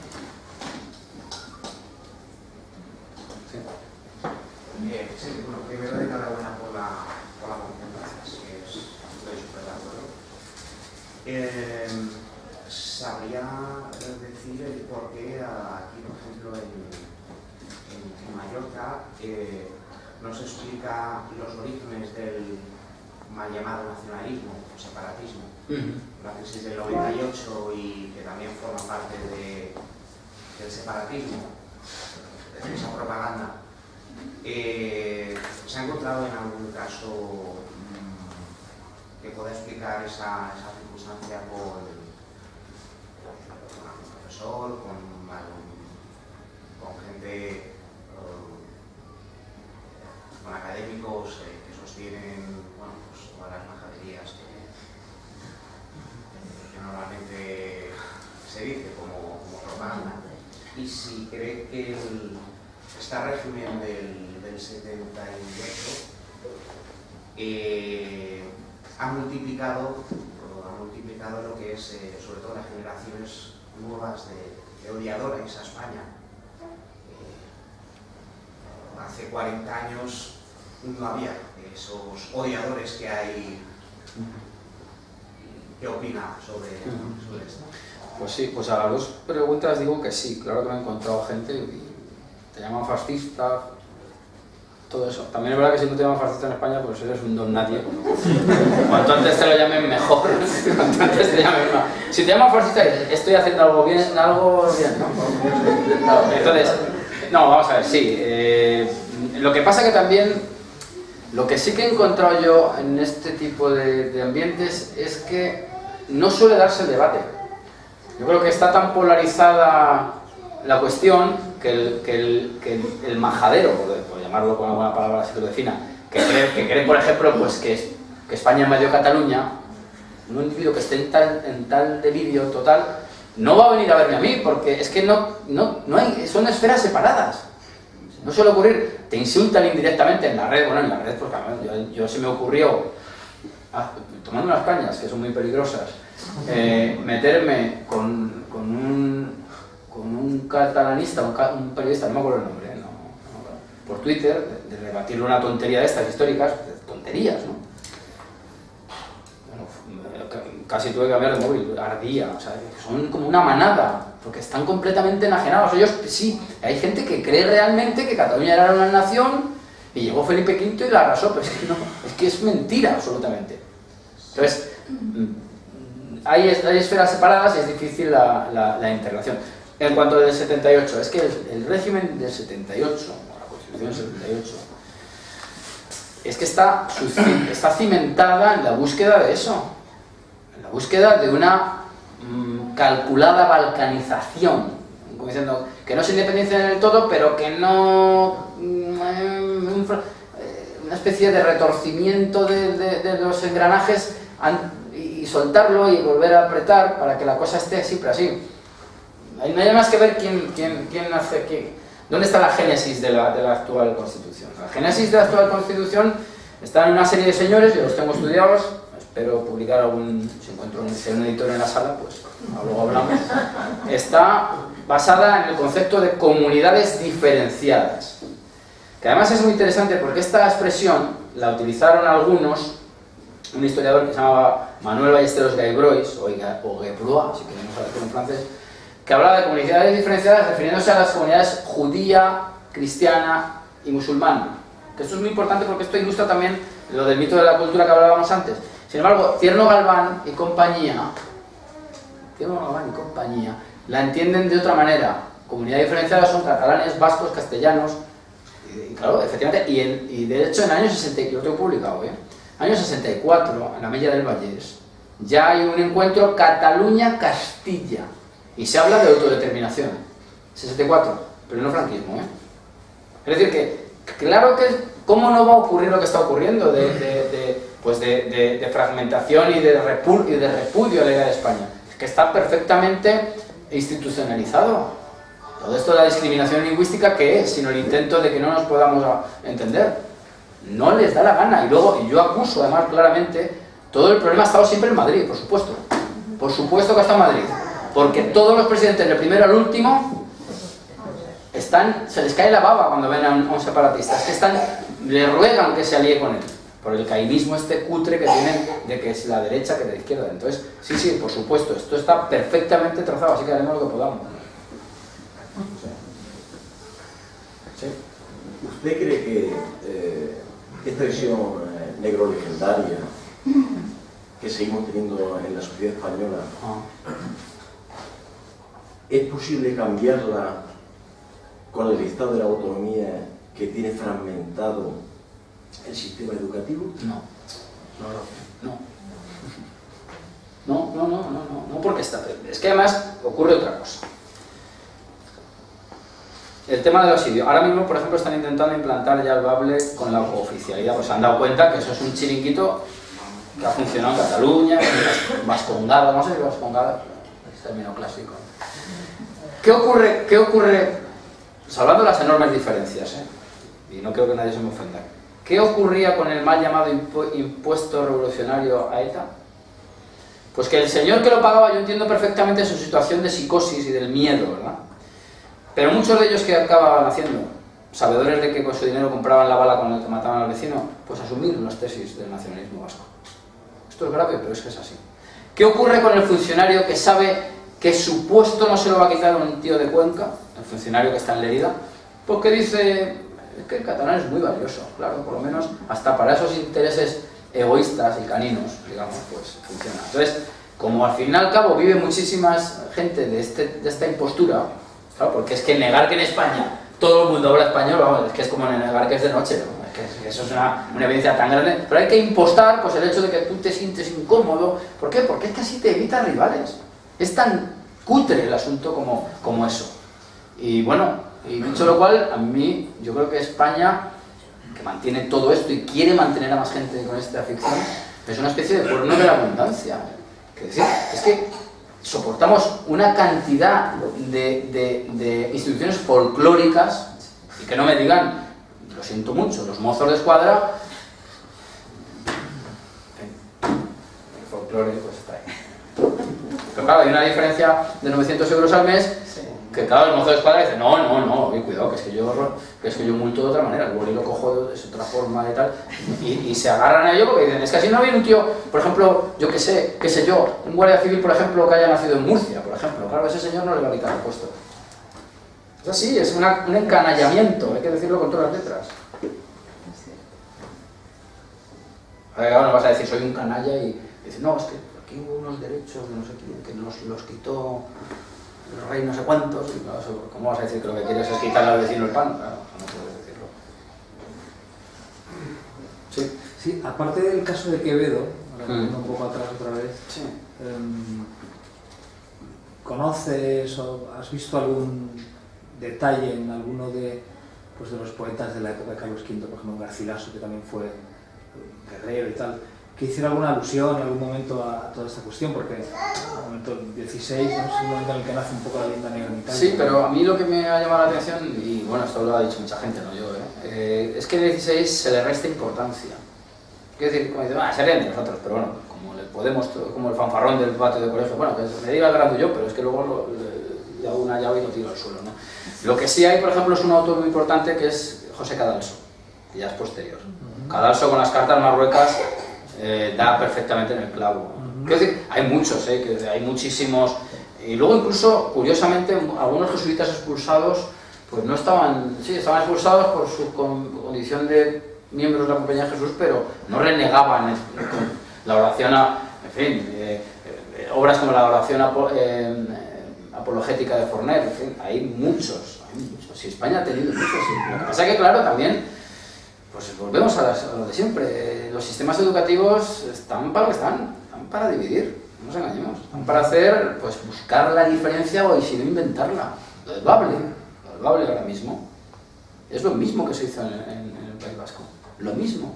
O sea, cuando en el libro que edita Emilia Pardo Bazán está Arturo Campión, que era un estudioso de los vascuences, digo los. Pero como se dan cuenta que eran 7 variedades, hacen el euskera batúa, que es un euskera normalizado, que es lo que van a hacer en Asturias, y a funcionar. Y luego cogen la parte por el todo, es decir, tradiciones. Yo es que soy poco dado a la tradición, lo siento, pero tradiciones, yo qué sé, pues no quiero meter la pata, pero no voy a decir ninguna, pero hay muchas que me está ocurriendo una, pues que no quiero, no va a ser que vea el vídeo de alguna persona y luego se enfade conmigo, pero hay algunas tradiciones que yo estoy convencido de que han llegado a las capitales de provincia hace 20 años, navideñas muchas de ellas. A mí esta especie de Papá Noel replicantes muy curiosamente pueblerinos, me resulta muy raro que hace 125 años existieran. Que no digo que no existieran en un pueblo perdido. Yo que soy de Cuenca, pues sé que hay tradiciones en un pueblo que hacen no sé qué. El cerdo lo matan lo queman con romero en vez de con aliaga, pues estupendo. Pero ahí lo que se hace es coger una cosa muy exótica y extenderla a todo el territorio y crear señas de identidad. Son trucos. Y en esas estamos ahora mismo. Entonces, pues claro, hay que rechazarlo por completo. Lo que pasa es que, claro, como del truco, del almendruco en este caso, vive muchísima gente, pues vas creando una red clientelar, y luego ya el niño, claro, que desde pequeño, pues le han dicho que él es así, que desde Atapuerca en adelante ha sido así, pues el niño que sabe. Sí. Claro, en el caso tradicional a los castellers, por ejemplo. Pues por ejemplo. Desde hace un par de años. Pues a lo mejor, yo no lo sé. Yo vine aquí por primera vez en fin de curso cuando tenía 14 años, en el milenio anterior. Vamos a ver, los castellers, yo ignoro si se hacían en Palma de Mallorca. Pero si se hacían en un pueblo, pues un partido mallorquinista querrá que se hagan en todo el pueblo y dice, no, que las esencias estaban en ese pueblo. Y las extendemos. Si son cosas muy viejas, sabidas por todo el mundo. O sea, tú te comes un plato de calzot, están muy ricos, pero es que hay gente que pone los ojos en blanco, o sea, te parece ya el zoom, hombre, están buenos, pues muy bien, pero hombre, una joya con chorizo pues tampoco es tan mala, ¿no? Pero no, es que es el plus, es que dices, es que esto me conecta con unos efluvios de la tierra que son emanaciones espirituales, es el mito de la cultura, ese es el problema. Dicho lo cual, pues que coma la gente lo que quiera, pero que no se pongan tan místicos. En la paella vale, pues tiene que ser con un arroz tal, bueno, tampoco te seas tan purista. Sí. Bueno, no. Vamos a hacer un ejercicio de incorrección política a las mujeres primero. Yo quería explicaros un poco más, porque personalmente pienso que está muy conectada a la idea de lo que has nombrado por encima de la herejía protestante, entendiendo la leyenda negra no como algo que también asume el español, sino que dentro del español lo utiliza como herramienta contra, es decir, frente a terceros, lo que decía el profesor Gustavo. Bueno, yo creo que ese componente está muy presente sobre el mundo católico frente al mundo protestante. Y sigue estando. No, el problema es la persistencia. O sea, que decir que yo el problema que lo veo siempre es la persistencia. Y luego, por supuesto, también hay un ataque al catolicismo, digamos, a nivel global. Eso no hay que ser muy listo para verlo. Pero que de algún modo está vinculado. Por otro lado, el tema que tú has dicho, la Constitución, bien, la Constitución es del 75, pero yo pienso que en la actualidad han pasado muchas cosas. Entonces, mantener determinadas historias, y estoy pensando en Blas Infante, el padre de la patria andaluza, teniendo la plataforma islámica compuesta por 2.000 millones de personas que forman parte de un todo, me parece delirante. Un suicidio. Entonces, cómo ese tipo de pequeños egoísmos, no sé qué, están siendo aprovechados por terceros. Y del mismo modo también, mezclando otra cosa, pero siempre con esta idea de frente a terceros o con intereses de terceros, como Bolívar y toda esta gente, se sabe perfectamente que estaba financiada desde Londres y por el imperio inglés. Entonces aquí veo que hay como varios vectores que se van como... Sí, hay varios vectores, vamos a ver, por partes, así muy rápidamente. Claro, el choque entre plataformas protestantes y católicas, pues tenía unos intereses en su momento concretísimos.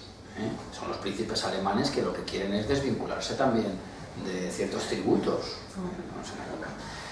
Claro, ¿qué ocurre? Eso es, para nostálgicos está muy bien, pero es que hoy todavía, y esto es muy negro legendario, hoy todavía en Estados Unidos hay un montón de iglesias, de plataformas, de organizaciones bibliófilas, protestantes todas, que se dedican, esto lo ha estudiado mucho Gustavo Bolo Sánchez, se puede ver en internet, se dedican a traducir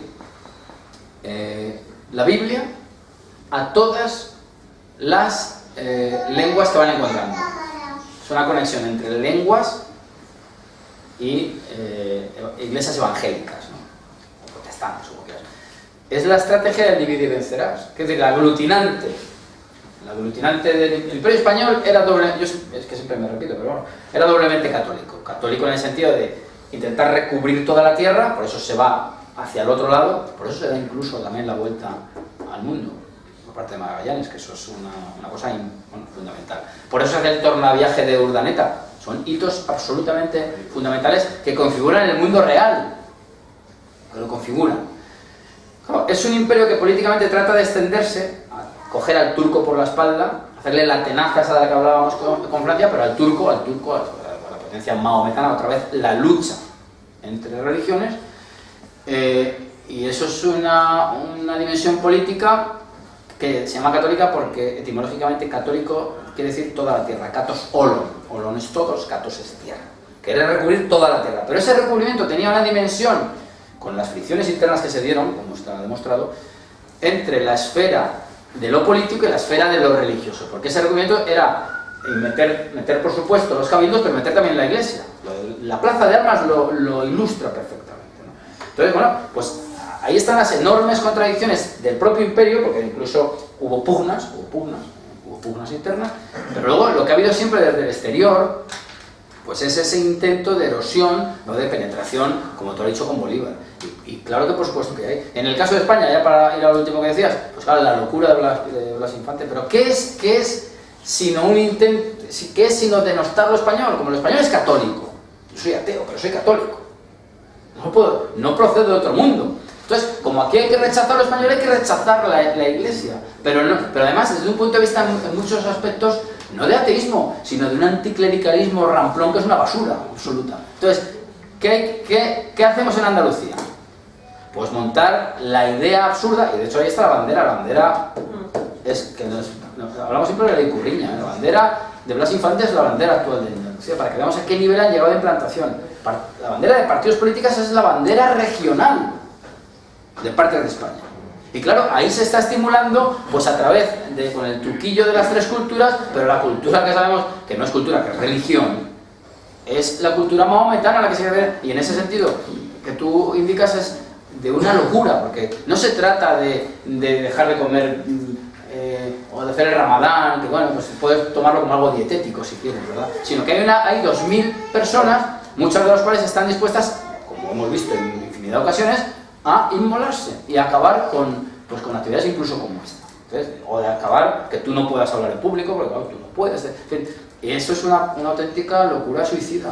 Frente a lo cual, pues, ¿qué se puede hacer? Pues aguantar. Perdón, quisiera puntualizar una cosa. Cuando tú nombras religión, bueno, yo sé que no es así, pero que no lo dices en ese sentido, como algo al margen de una cosmovisión, No, no es así, porque lo que hace, desde mi punto de vista, y me gustaría que el imperio holandés y todo esto sea un imperio depredador, precisamente es la visión individualista, desconectada de la comunidad, de regambre protestante. Por supuesto, no, sí. Vamos a ver, si el problema del protestantismo es que, digamos, una de las grandes bondades, a mi juicio, virtudes del catolicismo son las instituciones intermedias entre la trascendencia y el individuo, la presencia de una iglesia, de una especie de jerarquía. Claro, el problema, y además, mira, ya otra vez volvemos al vicio de la arquitectura. ¿Qué es una iglesia protestante? Pues es casi una mezquita.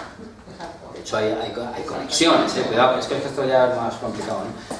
Es que para un protestante, ¿una iglesia es esto? No, bueno, sobran hasta los cuadros, sobra todo. ¿Dónde está el esplendor del catolicismo? En la contrarreforma. Representación, escultura, teatralización, ritos, claro, es que es muy difícil, son esferas muy diferentes.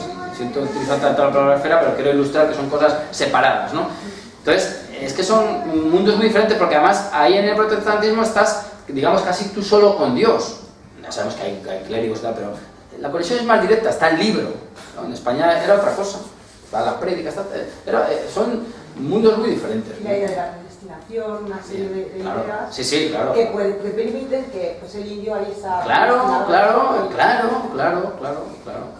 Esa es la cuestión. Es decir... Entonces parece tolerancia, claro, pero en realidad es desprecio. Totalmente, es desprecio. Vamos, claro, es que tolerar en gran medida es despreciar. Puedo hacer daño, pero suspendo la ejecución y te dejo. Vamos a ver, en el caso de que Cortés fuera un puro depredador, qué manía con tirar los ídolos al suelo.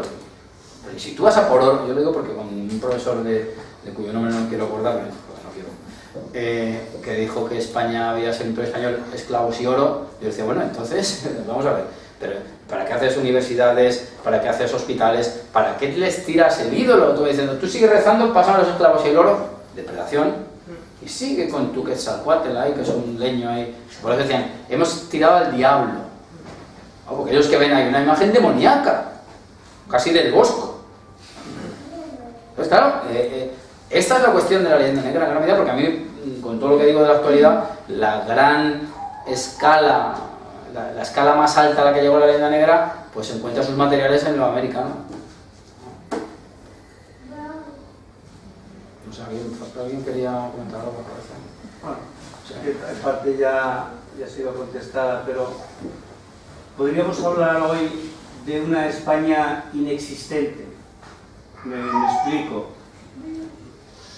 De una España que por ausencia, no por omisión, sino por una más completa ausencia, no ha aprendido del maravilloso discurso nacionalista, y digo maravilloso, sino muy consciente de lo que estoy diciendo, en el cual simplemente se ha limitado a criticar y a burlarse de él, en vez de aprender de él. En vez de aprender de, vamos a llamarle, de una estrategia de lucha que desde finales del siglo XIX hasta ahora ha conseguido llevarnos a donde estamos. Ellos saben trabajar y esa España inexistente, ¿dónde está? No está en ningún sitio. O sea, el que ahora nos creamos que por sacar una banderita del balcón, todos estos neoespañoles de partido de fútbol, que le llamo yo, que cuelgan la banderita en el balcón, pero ¿dónde está esa España y caso con la leyenda negra? Que ha conseguido que replicar la leyenda negra sea algo marginal. Sí, somos unos marginales. Entonces podemos hablar de no me atrevería a emplear adjetivos como irresponsabilidad, dejadez, vagancia, que sí, eso formaría parte de la leyenda negra española, que lo hagan los demás, de esa España inexistente que llamo yo. Bueno, no ese es el peligro realmente, y no los nacionalistas. Bueno, es que hay muchas... es un tema muy complicado porque claro, eso ya entramos a lo mejor en sociología de los pueblos, un poco en lo de dejadez, ¿no? Que eso es un terreno muy resbaladizo. Estoy de acuerdo completamente, yo me quito el sombrero, entre comillas, claro, con los nacionalistas en el sentido de que tienen un objetivo muy claro y no se paran en barras. Si tienen que inventar algo, se lo inventan. Es ridículo. O sea, Si no fuera por la agresividad y la violencia, que ahora estamos con la revolución de las sonrisas, todavía. Pero ya no hay, pero de sonrisas pocas, pocas. Pero es que la anterior revolución, en Bilbao, Vitoria, Vizcaya, Madrid, Palma de Mallorca y tal, ha dejado 1000 muertos. Bueno, más porque hay muchísimos casos sin resolver, que no se quiere además resolver. Es que en España está pendiente de muchas revoluciones. Y no desde un punto de vista neorregendario, de que no, de airear muchísimas cosas, en lo histórico y en muchas otras, en lo político sobre todo. Y además, España, que me parece, ahora mismo no me viene a la cabeza ningún partido que pueda llamarse, sin equívoco, nacional. Me cuesta trabajo, no se me ocurre ninguno, de hecho. Ninguno que tenga una idea de nación, bueno, esto que se dice tanto de libres iguales, que es lo mínimo que se puede pedir. Todos ceden ante el terruño. Es una vergüenza absoluta. Esa es la revolución pendiente.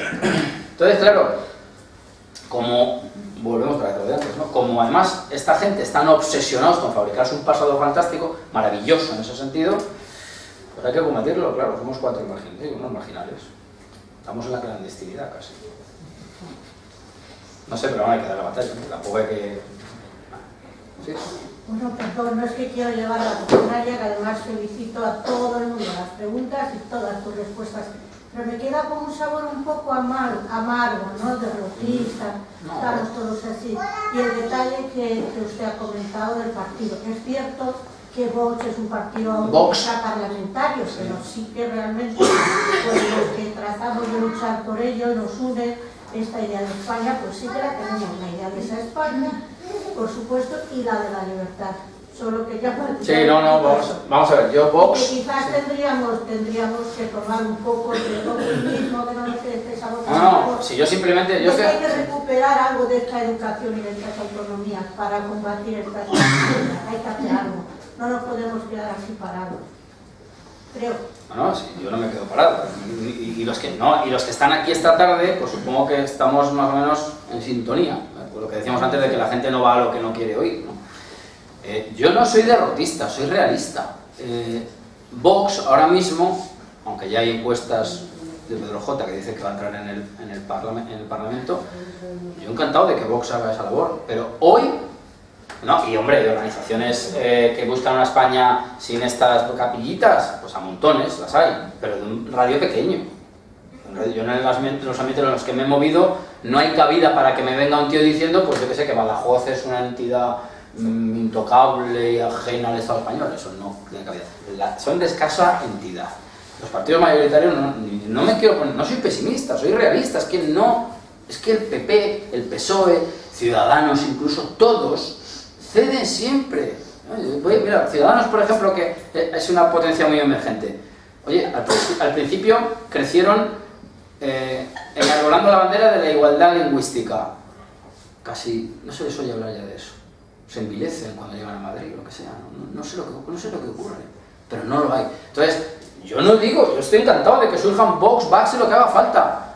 Pero las dificultades, las trampas que hay preparadas impiden en gran medida que eso llegue arriba, porque no nos engañemos, los partidos cuando tocan poder se cuidan muy mucho de tocar las estructuras caciquiles regionales, y aquí hay gente que conoce muy bien esos ambientes. Vamos, que dicho lo cual, salimos fortalecidos hoy de aquí, de derrotismo nada. Y volviendo a Menéndez Pelayo, que has citado tú, ¿estarías de acuerdo con su tesis, ¿no? En el epílogo de la historia de los ortodoxos, cuando dice, bueno, que decías, ¿no? Luz de Trento, Martillo de Herejes, Cuna de San Ignacio, esta es nuestra grandeza y no hay otra. El día que esto se pierda se acaba. Bueno, vamos a ver. Eso que plantea Menéndez Pelayo, Luz de Trento, claro, sí, Martillo de Herejes y todo eso, ¿no? Pero aquí hay dos perspectivas. Por el imperio hacia Dios o por Dios hacia el imperio. Es decir, el imperio español vivió esos dos momentos y ganó el segundo. Por Dios hacia el imperio. Esa es mi tesis. Y las independencias, acuérdate de qué llevaban en las manos y quiénes las proclamaban también. Miguel Costillo, Miguel... Cuidado. Es decir que... sé por dónde vas, pero ahí habría muchísima tela que cortar. O sea, vamos, para ser muy rotundo, la Iglesia es un pilar fundamental en el Imperio Español y un elemento de erosión también fundamental. Fundamental. Sí, la Iglesia ha hecho mucho por el Imperio y mucho en contra del Imperio. Cuando ha predicado cosas diferentes, supongo. No, cuando se ha ocupado de sus intereses. Es que un hombre de iglesia tiene que hacer hombres de iglesia, no tiene puede estar perfectamente al margen del Estado, y eso ocurre muchas veces. El segundo concilio. Por ejemplo. Pero esos son los gobernantes, ¿no? No la iglesia. No, bueno, los gobernantes, pero es que claro, pero suponer que un gobernante está ajeno a sus creencias, eso lo queda mucho. La iglesia es que está dormida. Pues nada, que despierte. Eso Ya son cosas de esa organización. Sí, el Papa muy dormido no está. Cuando celebra los 500 años de Lutero, por ejemplo. Los católicos están un poco huérfanos hoy en día de referentes. Esa infalibilidad, no sé. Bueno, sí.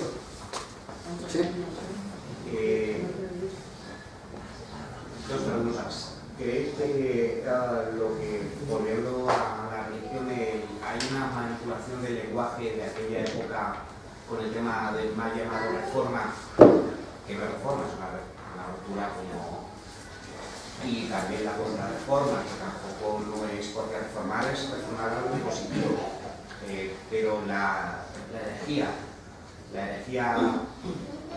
protestante es una ruptura de civilización y de Europa. Incluso hay un autor, creo que es llamado Federico García Ribanera Carles, es argentino, que dice sobre la judaización del cristianismo mediante el protestantismo. Es una de las batallas que se gana aquí contra la Iglesia y la civilización en parte, porque toda nuestra cultura la debemos al cristianismo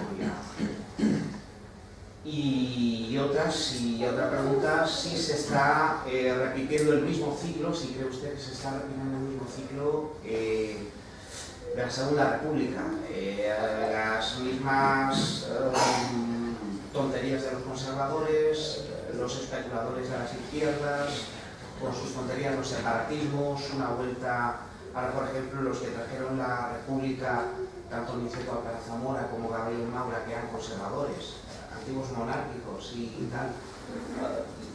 Y en cierta parte hay una responsabilidad, bueno, la izquierda se la cargó, cosa que ellos dicen ser muy republicanos, pero una responsabilidad normal mediante los conservadores, sus traiciones continuas, ese ciclo democrático que digo yo, si usted cree que se repite ese mismo ciclo en este mismo sistema, en este mismo régimen. Bueno, vamos a ver, con respecto al primer tema, es que yo no creo que se pueda identificar cultura con cristianismo en el Imperio Español. ¿Es omnipresente el cristianismo? Absolutamente, claro.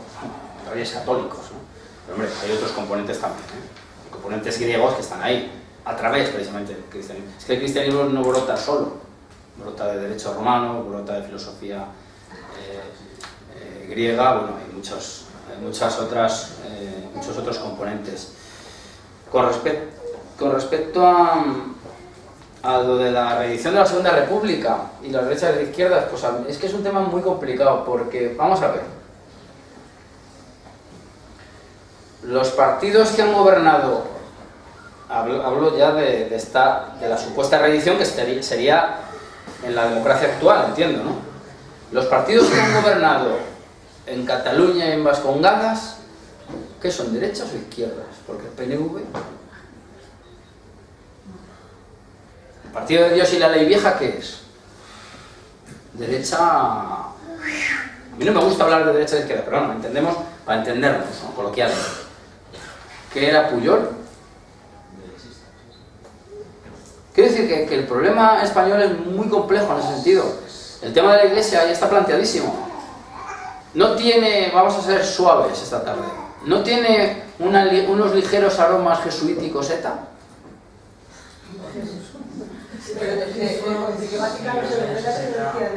Escucha, efectivamente, el Concilio Vaticano II, ¿en qué clave se lee internamente en España? En esa precisamente. En esa, estoy totalmente de acuerdo. Yo he escrito algún artículo al respecto, en la Gaceta hace años. Concilio Vaticano II, en España tendemos, no sé por qué razón, no quiero hacer sociología de los pueblos, a leerlo a la escala nuestra, casi ajustados a nuestros intereses. Cuando se habla de culturas y de las libres expresiones, ¿cómo interpretan quienes fundan el sistema? Que eran todos hombres muy creyentes. ¿Cómo lo entienden? No, lo que nos está diciendo el Concilio Vaticano II es que Cataluña tiene que ser libre porque tiene una cultura que hay que respetar. Esto es una simplificación, pero por ahí van los tiros. Es decir, que a mí insisto, a mí esto de izquierdas y derechas me resulta incómodo porque es que hay tanto que afinar que nos tiraríamos aquí hasta poder arrancar con lo que entendemos claramente lo que es una cosa y otra, nos tiramos toda la noche. Pero si la entendemos a un nivel coloquial, de lo que la gente entiende por derechas e izquierdas, hombre, pues aquí te pongo los ejemplos. Y el Concilio Vaticano II, insisto, pues claro, ellos lo leen en una clave clarísima, pues claro, somos, lo que decía, somos los indigenistas españoles que nos estamos liberando de esta caspa, digamos. Sí, es un problema enorme. ¿Vuelve la leyenda negra por ahí? Pues a través de esa especie de exacerbación del indigenismo, que tiene mucho jesuitismo, el indigenismo, ¿verdad? Pero toneladas. Pero eso ya no es martillo de herejes, ni luz de Trento, ¿no? Bueno, ya, pero es que no estamos en eso. No, lo decía por lo que comentaba antes, ¿no? Vale. Bueno, ya, pero No tiene nada que ver con Ignacio de Loyola. Pero, hombre... No es la Iglesia... Ignacio de Loyola no tiene nada que ver con los jesuitas. Si levantar la cabeza, ¿no? Digo yo que algo tendrá. Bueno, ya, pero ya estamos... Ya, es que sí, pero... que yo no tengo prisa, podemos tirar... Pero es que si volvemos al mismo. Vamos a ver. Es que no tiene nada que ver, hombre, pues algo tendrá que ver. No, es el fundador de la compañía. No, porque mi pregunta es muy concreta. Y eso además de si levantara la cabeza, pues hombre, eso es gratuito porque... Y yo qué sé si levantara la cabeza. Bueno, basándonos en lo que dejó San Ignacio, es decir, no en lo que... No, pero eso es muy discutible. Quizás un poco el debate... Esos son pues unas visiones completamente anacrónicas y vete tú a saber, es decir, vete tú a saber. Por ejemplo, vamos a ver, por ejemplo. Las gramáticas de las lenguas indígenas, ¿quiénes las hicieron? Hombres con faldas, hombres de iglesia, ¿verdad? Tú estás seguro, eso es una riqueza cultural inexcusable, ¿eh? Ahí tenemos la gramática, yo qué sé, chichimeca, venga, ahí la tienes. Perfecto, me quito el sombrero, me quito el cráneo.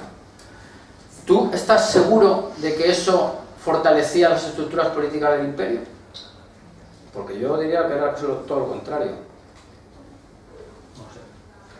Yo diría que, y claro, no quiero ir ni susceptibilidades, España tampoco tenía la potencia suficiente para controlarlo todo y hubo que delegar en repúblicas de indios, se llamaban repúblicas de indios. No republicanismo, por supuesto, de la tricolor, repúblicas en cuanto a cosa de todos, república, estructura social, política, ¿no?